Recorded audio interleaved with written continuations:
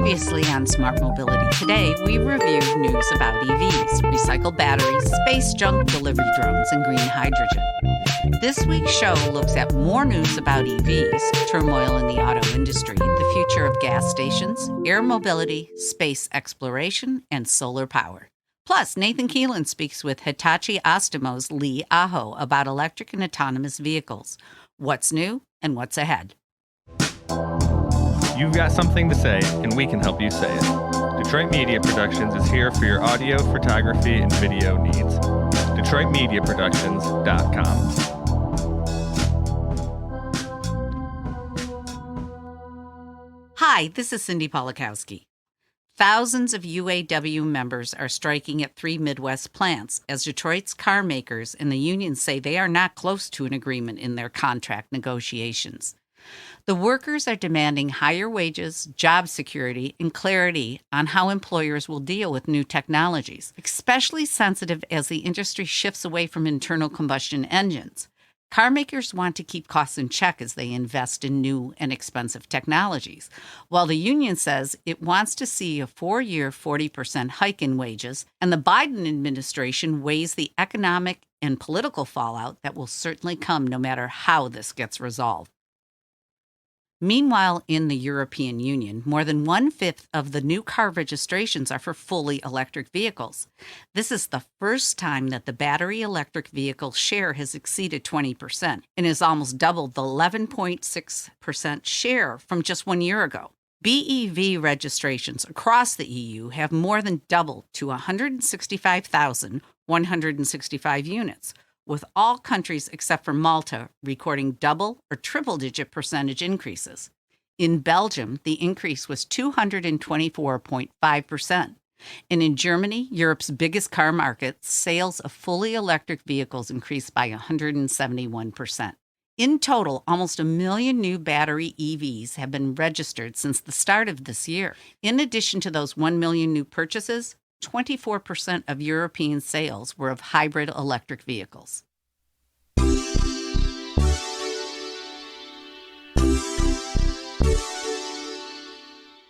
While technology can be disruptive and even unwelcome by some, it can also represent opportunities. Just look at gas stations.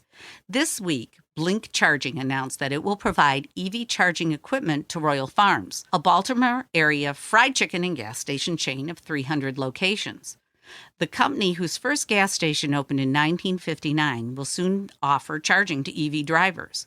The installations will be of fast chargers that in a few minutes can give enough power to drive 50 miles.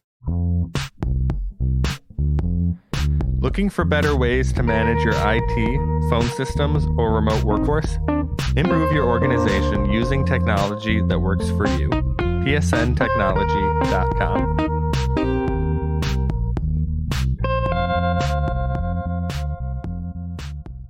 A study from Pennsylvania State University shows that, counter to what you may hear from the naysayers, AVs are remarkably safe.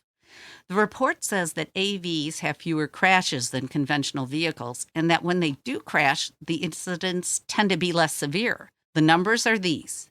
AVs have been involved in 195 crashes over 4.62 million miles, and that rate means 2.3 times fewer crashes than conventional vehicles per mile driven.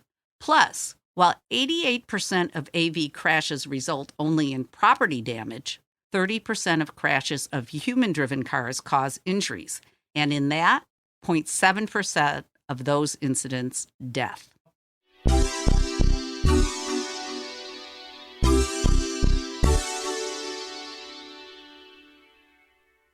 So I wonder how those numbers will look when autonomous vehicles are buzzing around the air. We might know soon. A company in Fremont, California, is building autonomous air taxis. A subsidiary of Hyundai Motor Group, Supernal is an advanced air mobility company that hopes to offer commuters an option that gets them off of congested roads. Carrying commuters from hubs in cities or airports, the company envisions short trips that save people time. Their first-generation air taxi is expected to seat 4 people and be piloted by a human. Traveling at about 120 miles per hour, the electric air taxis will have a 25 to 30 mile range between charges. Here is a related development. If electric air taxis are viable, then how much better would it be if their batteries did not weigh so much? For electric aerial vehicles, long-range flights are problematic because the added power needed means more weight, which means even more power is needed, which means, well, you get it. Plus, the carbon footprint of large, heavy batteries is not good. So it's important that a company like Beyond Aero is working to bring market hydrogen-powered business jets. The company is currently testing an 85 kilowatt hydrogen-based propulsion system. The hope is to launch a vehicle called Beyond Aero 1. This hydrogen-powered jet would have a range of up to 800 nautical miles, would travel at a speed of just over 350 miles per hour, and would seat 8 passengers.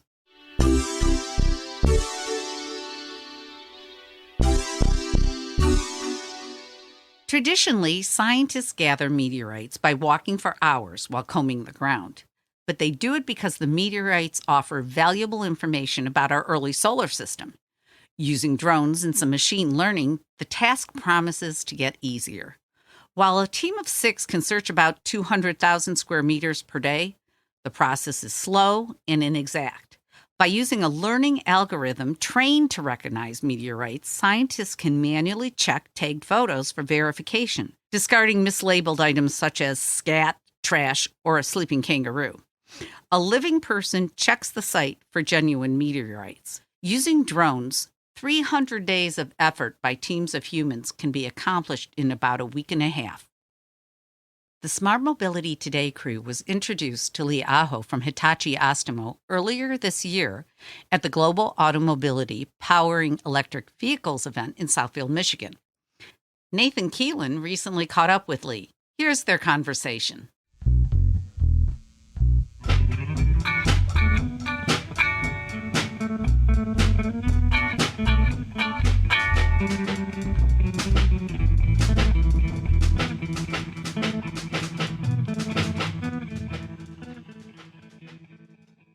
Hello and welcome back to Smart Mobility Today. My name is Nathan Keelan, and I am joined today by Lee Aho. He is the head of ECU Solutions Business Unit at Hitachi, and thank you very much for joining us today. Pleasure to be here. Great. So let's jump right into it. Can you tell us a little bit about what your role specifically is at Hitachi? Yeah, well, I'm the business unit head for the ECU Solutions business unit, and so what we do is we make all of the control units in the vehicle. So aside from the electrification part of it, which is the inverter and motor, we have all of the control units that tie everything together. So the control computers, sensors, that kind of thing. So how does Hitachi Astemo support the future of EVs, and specifically, how does it relate to EV charging? Well, we make a lot. We're very big into the electrification of the vehicle. So, as I mentioned, we design and manufacture the inverters, which control the drive motors for the vehicle. We also design and manufacture the electric motors. And then, as I mentioned, there's some things that need to kind of control the vehicle aside from the inverters and motors. And so that's where like in an autonomous vehicle, there's a computer, a central computer that takes in all of the vision things, the radars, the cameras, that kind of thing, and decides what it should do with that, how the vehicle should move from that, accelerate, stop, whatever. And that's how that ties in with the EV part of it, the inverters and the motors. And then the other part of it for EV particularly is the batteries and the battery controllers. We make those controllers. That's also a part of the ECU Solutions group. I know that a lot of the potential and some of the even current applications of EVs and AVs, autonomous vehicles, like this are in more commercial settings, where obviously it's always important for the sensors to be able to avoid stuff. But when you're dealing with very heavy equipment or with shipping very expensive things, there's obviously can be a higher importance put on it. So I was wondering, what role does Hitachi Astemo have in the autonomous and electric vehicles that operate in those commercial settings, maybe like shipyards and warehouses? Yeah, we don't get too much involved with that. We're more to the automotive part of it. So there is a division of Hitachi that does heavy equipment, machinery. Okay. That. And so they take some of the similar technologies, the vision systems and things like that, and they apply them to those construction equipment devices. Okay. But I see that you're a graduate of U of M Dearborn. I'm from Dearborn myself, and I think my brother went to U of M Dearborn, and actually my girlfriend works at U of M Dearborn, so I couldn't go without mentioning that. But alongside that, Dearborn and Detroit, obviously a lot of the area is very heavily involved in the auto industry, and because of that, heavily involved in EVs and AVs. So I was wondering, what do you see as Michigan's role in the future of mobility? Well, I think this is kind of a hotbed of the development. I know that initially there's a lot of excitement out of the California area, Apple and Google and all that, we're making things, but really this is where the heart of the automotive industry is. This is where most of the talent is. This is where most of the engineers are and the technical development. So yeah, Detroit, has a very big role to play in the development of the autonomous vehicle, all of the technologies, the sensing, the control of the vehicle, the actual, tying everything together and making it actually operate, and not having to, oh gosh, I got to reboot, it has to work, right? It has to work. People's lives are at stake. So Right. It's really important that, that all of the safety that Detroit has learned over many, many years in the automotive sector, all of that has to be brought into play, in the development of these types of vehicles. And so that's why I say, Detroit's really at the heart of this. Yeah, and Detroit has been for so long, like from the very start of the large scale automotive industry. And especially now, it seems like it's a time of such accelerated change. I think 10 years ago, obviously EVs and AVs were being developed, but it wasn't as big. It wasn't as pressing, I think, as widely talked about and done as it is today. So I was wondering, how have you seen that change over the past 10 years? And kind of in the same vein, though I know it's hard to predict with things changing so quickly, what do you see happening in the next 10 years? Yeah, so it's been, as you said, it's been quite an evolution. I think, we came 10 years ago, I think we were advancing through the ICE technologies, so internal combustion engine. So how Hitachi played in that. We make the engine control computers, the transmission control computers, things like that. And so there was a lot of technology involved in that, trying to get the most efficiency, the engine running at its most efficient points, taking into all of the combustion, controlling the combustion, checking the emissions from the engine, that kind of thing, trying to make it work the best it possibly could. And then moving into the transmission, making sure that the transmission was working optimally, so that you had smooth power to the vehicles and you didn't get, kind of jarring shifts and things like that. But all that needed to work together to make a very smooth operating vehicle. And so, but the big part of that is the semiconductors, right? The microprocessors and the devices needed to sense those kinds of things in the vehicle environment. And so there's been a huge development and evolution in those kinds of devices. The processors have gotten so smart or so fast, and so and you need that as you move from the ICE world into the autonomous vehicle world. The processors have to be so fast and make so many operations per second. The things that, take, for example, you're going to get in your car, you're going to start the car, you're going to back out of your driveway, you're going to go down to the corner store. Well, we take that pretty much for granted, right? Because we have all of these experiences that we've built up over our years of driving, and it's very easy for us. Now imagine a computer having to do that, right? How the computer doesn't have these experiences. It has to take in all of this information, the sensing information, and it has to be able to control and, stop, accelerate the vehicle, turn the vehicle, all of that. And, so the computers have to be so advanced, and then we have to apply a lot of, software technologies and algorithms in order for that thing to get to be like our brains and do those kinds of same things that we take for granted. So yeah, it's been quite an evolution from ICE into the autonomous world, and it's just from there, it's just going to get even more advanced. So we're taking things that are becoming more advanced, kind of large still. These computers are very large. There a lot of space is needed for them, a lot of power is needed for them. And so over the next 10 years, what we'll see more advances in the silicon, but we'll see it shrinking, right? We'll see all of that shrinking and hopefully less power.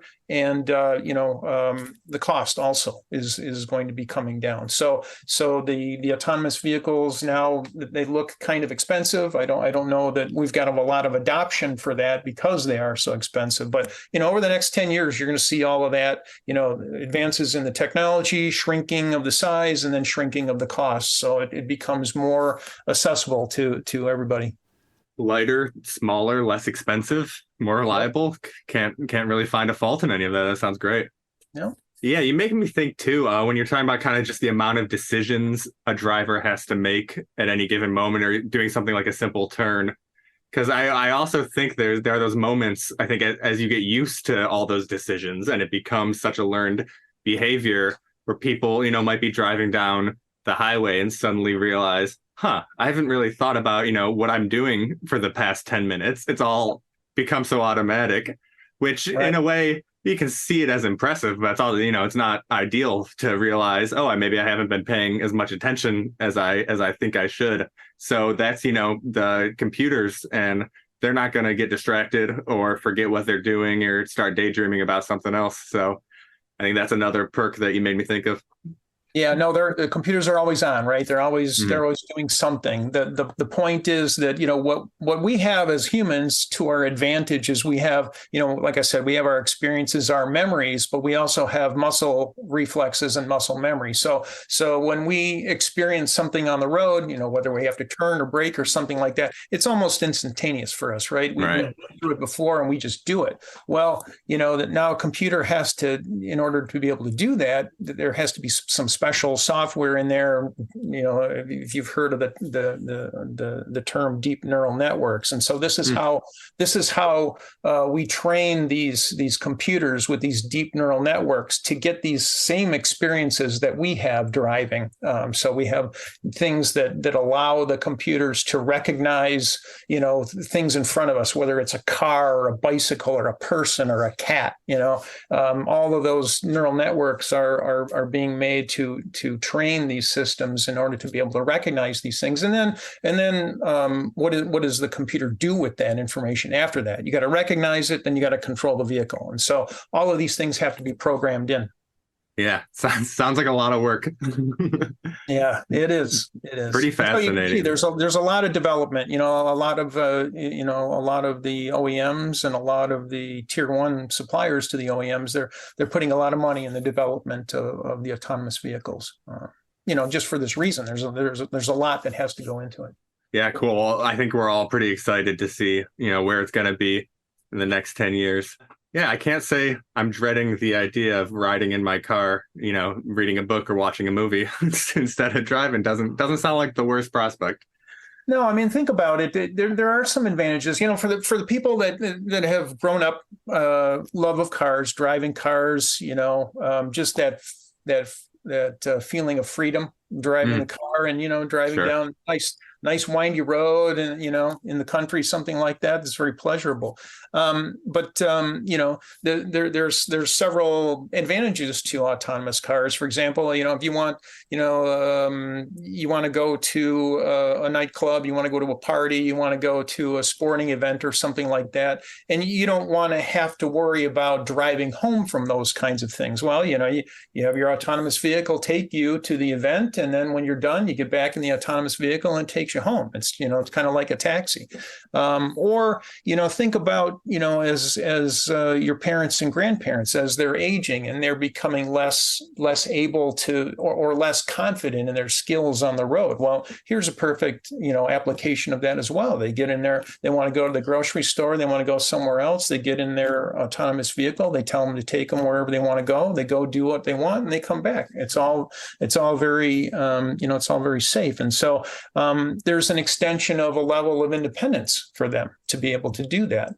And then the kids today also, I think I kind of read a surprising statistic that the average age of someone getting their driver's license today is 26 years old, Wow. which is, it's really kind of amazing, right? And so I don't know, when I was a kid, I couldn't wait to get my driver's license. So once I got to 16, man, I had to have it. So I could get some independence and do what I wanted, see my friends and those kinds of things. But now there's less of a desire to do that.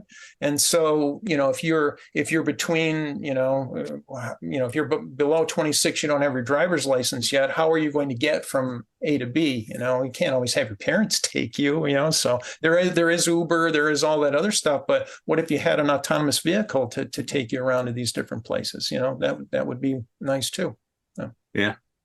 What I know personally, I was a little late getting my license. I was 18, and you can only get your friends to drive across town to pick you up and then have to drive all the way back across town so many times. So I think there's some exciting stuff on the way. Yeah. Well, I would like to thank Leah Ho for joining us. He is the head of ECU Solutions Business Unit at Hitachi, and it was a great conversation. Thank you again. Thanks for having me. Thanks, Nathan. Thanks, Lee. We will be right back.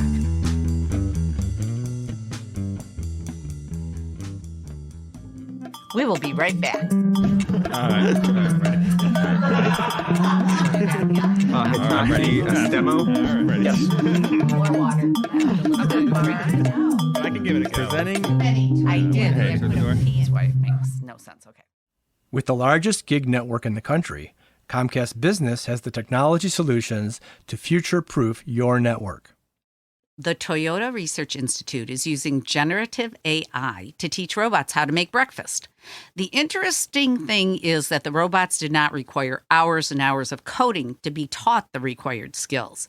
The Toyota team was able to provide the robots with a sense of touch and then used AI to show them how to prepare a meal. And while showing sounds like a visual thing, the scientists report that it was the enhanced sense of touch that enabled the learning. In other words, the robots could learn more by feeling than by seeing.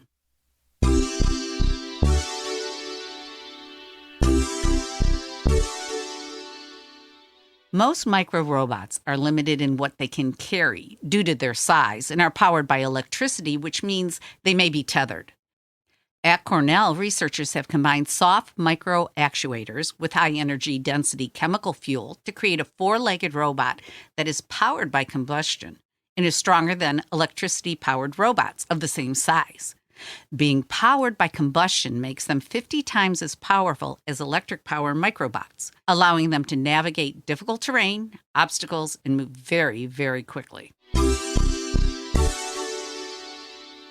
The world's northernmost solar farm is now operating just south of the North Pole.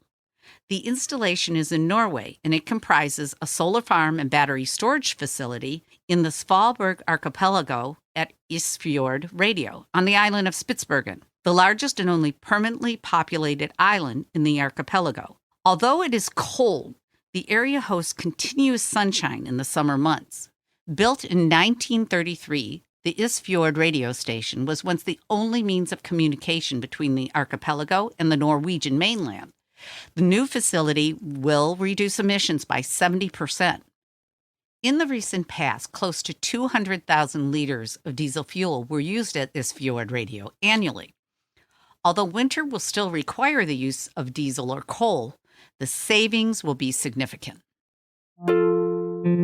Read these stories and more at globalautomobility.com and subscribe to Smart Mobility Today on your favorite podcast platform. Sign up to receive our weekly newsletter and follow us on social media at Smart Mobility Today. Produced by Detroit Media Productions, this is Smart Mobility Today.